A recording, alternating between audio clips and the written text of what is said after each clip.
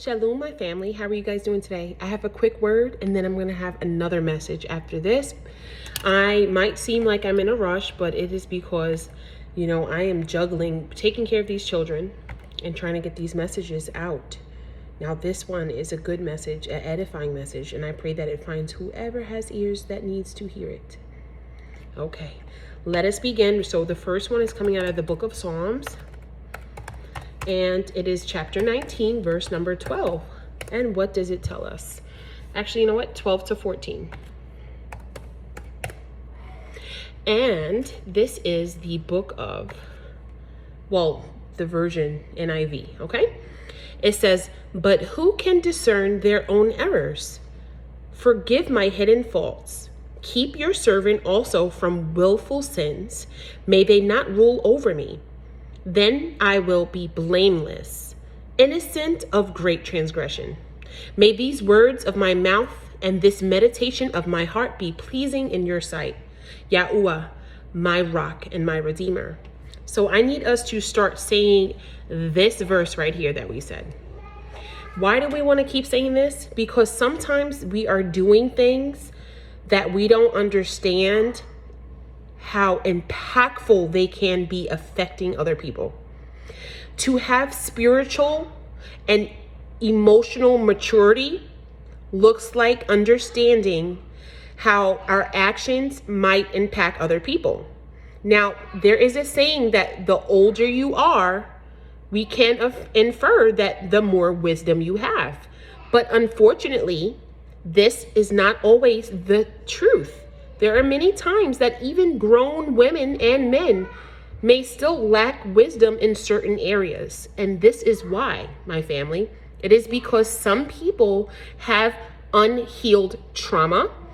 They have bitterness within their hearts and situations that they need to be freed from, which we call strongholds. Now, sometimes we might just brush them under a rug and keep going. And we may be becoming fruitful in some areas in our lives, but then there are other areas that they are still stagnant and not making that growth that we're looking for, right? It's just like a tree without leaves. It's dead, it's there, and it has potential. But if we are not doing what we have to do to encourage the growth, which sometimes looks like having accountability and spiritual maturity to understand this is what I need to work on. This is what I need to do to fix it.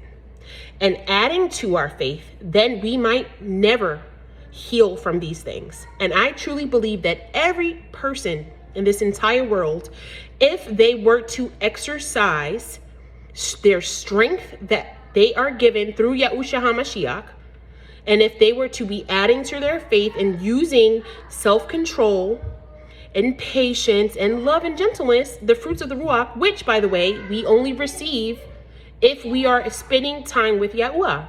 Now, we might have people in our lives and we might say things like, "Wow, she is so soft-spoken," or "Wow, I love how fierce and strong she is," or vice versa. And then you might see other people where you might say, "Wow, she's kind of harsh with her words. Oh, this one's kind of bitter. This one seems like they're angry all the time, always bullying," whatever it is. We as believers have spiritual eyes to discern unclean ruachs versus the Ruach HaKodesh. This should not be convicting anybody but those who has things that they need to work on. So I'm here to tell you, please do not shoot the messenger. I am only given this message after thoroughly praying and meditating on things that I myself have also experienced. I'm also a human. I'm your sister. And not everybody is comfortable with talking about certain situations. But sometimes we are put out there and encouraged and pushed to do these works so that it helps the body of Mashiach. And that is all I'm doing. So I pray that nobody takes offense to anything that I am sharing, but I'm only sharing what I was called to. And you have to understand this, and please pray and take it to Akilah-YAH, and he will reveal to you that this is a truthful message coming from my heart and from the Ruach HaKodesh that guides me. Now, I am not perfect. And I also used to be someone that used to maybe do some things that wasn't the greatest with expressing myself. But I have learned that even the people that have hurt me, and I mean, in really disgusting and hurtful ways, I have forgiven them. And sometimes people think I'm even like weird to even be able to still love people that have done certain things to me. Sometimes even in a table I'm not supposed to truly be at because maybe the person has over and over and over hurt me, you might still find me sitting at the table. Now, I may not be at the middle of the table, but I'll be at the end of the table. And the reason why I stay is because I'm a firm believer in the word of Yahuwah. I live it. I drink it. I eat it. I consume it. I ingest his word. It is my daily bread. And sometimes that verse that tells us that we have to be a light in dark places truly does resonate within me. So sometimes you might find me around unrighteous, mean, prideful, or, people that maybe I wouldn't really mix it good with.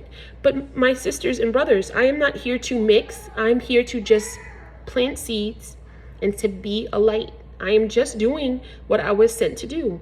Now, we're not all here for a long time. So please start paying attention to people that are in your life. Some of them are a blessing and others are just a lesson. Either way, we have to change our mindset to understand that even those that are lessons, we should encourage them because those experiences are the experiences that leads to us to grow spiritually and closer to Abba Yahuwah. Without lessons and experiences, we cannot grow and learn. We cannot gain wisdom and understanding. We have to go through some of these things. And he said this will be a troublesome way. He did tell us. We have to understand he left us the guidance and the instruction. So if we actually ingested and understand and interpreted some of the things that we are reading, then we will know that this is expected. And we cannot be upset when somebody brings a message that convicts us. Stop shooting the messenger. Stop being upset and start embracing these words that might be a coincidence or might be on-time messages that we are hearing. Praise Yahuwah. Children, lower your voices, please. Thank you. We are in Proverbs 28:13, and it states this: whoever conceals his transgressions will not prosper, but he who confesses and forsakes them will obtain mercy. The worst thing that a person can do with their sins is to try to cover them up and brush them under the rug. We don't do that. We bring it to Yahuwah, and he does what he has to do to help us to overcome things. Sometimes helping us to overcome things looks like sending someone across our path to help us. Maybe someone that walked that same road that can help you to maybe change your mindset or teach you a few things. We have to stop using the age, the way someone looks, their skin, to think or to know if maybe they're being used or not. Yahuwah has used donkeys in the scriptures. He can use anyone. So we should embrace these moments of edification. Paulie, that's the second warning, okay? You have to stop. Thank you. Now we are in James 1, verse 2-4. And you know what? Let me pause this. Okay, Shalom family, I am back. I had to give them a toy. They're in the bathtub and I was getting distracted. And sometimes you will notice these things happen when a message is coming out. So just fight through it because this needs to be heard. James chapter 1, verse 2-3 tells us to count it all joy, my brothers, when you meet trials of various kinds, for you know that the testing of your faith produces steadfastness. Okay? So we have to understand that every trial we face, every person that we encounter, maybe not everybody gives us a great experience, and that's okay. Usually those that have given us a great experience, we remember forever. And it brings, joy to our hearts. And sometimes we go off and have testimonies of, sharing that experience with other people. And that's what Yahuwah likes. It's like spreading the Basora in a way, right? Because we know Yahuwah sends people across our paths. We know that it is him that allows us to encounter these connections for his purpose. So we must not push people away for our fleshly desires or emotions, but we should be more observant and trying to discern, why are they even here? That is what we should be doing, because there's always going to be something learned with every good or bad situation. Okay? Secondly, we have to understand that the purpose of trials are to strengthen our faith. So even if you don't have the greatest experience, you have strength now. Now you have confidence. Maybe you had to speak up for yourself. Maybe you had to learn to pray for someone because they weren't being nice to you. Or maybe you learned to bite your tongue and not even say anything at all.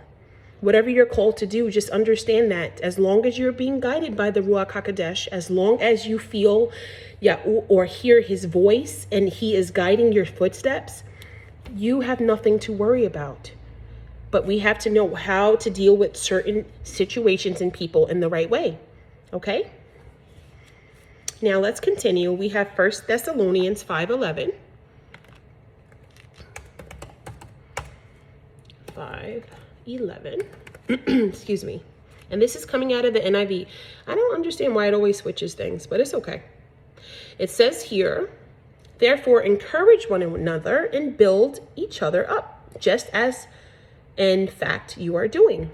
So what does Yahuwah want from us? Ultimately, he just wants us to build each other up. He wants us to build each other up because we are the body. We are one in Mashiach. And what is the point or purpose of tearing down one person or many people all the time without examining ourselves and knowing that even when you're hurting someone else, it hurts Yahuwah himself? Family, we have to be very mindful, okay? And to, just seek his guidance, because we often always assume we're hearing from Yahuwah. People love to say that they hear from him. It's in their spirit, this, that, and the third. But if the fruits are not matching that in which your words are speaking, then your heart is not representing the righteousness that you claim to be living. Okay, so now we're in Proverbs 17:9. It says that the website is not reached. So let's try again. You know how sometimes when you are trying to get something done, the enemy and his devices can start acting up. So we're going to just try again, and that's fine. Here we go. It says here, whoever would foster love covers in offense, but whoever repeats the matter separates close friends. What does he mean? He's telling us to foster love and cover an offense. If somebody does something that maybe was a little off, we don't always have to react to every reaction. We can just love and let it go. Love and let live, right? There's a trend or a saying that's going on. And I do love to live by those positive words. There's nothing wrong with that, because it's exactly what the scripture says. But it says whoever repeats the matter separates close friends. We don't need to keep repeating the same mistake over and over, but we also don't need to repeat in ways of slandering or gossip to other people. If we want to convey a serious matter that has occurred to us and we were led to seek witnesses, that is something that we should be doing often anyway, because sometimes the person that is attacking you or going against you doesn't realize that it is something that really doesn't exist at all. Sometimes it's just their own perception on things. So oftentimes when we include a third or fourth party, what happens is they are able to see in a different way, but more clearly, because it's not involving their emotions. It has nothing to do with them.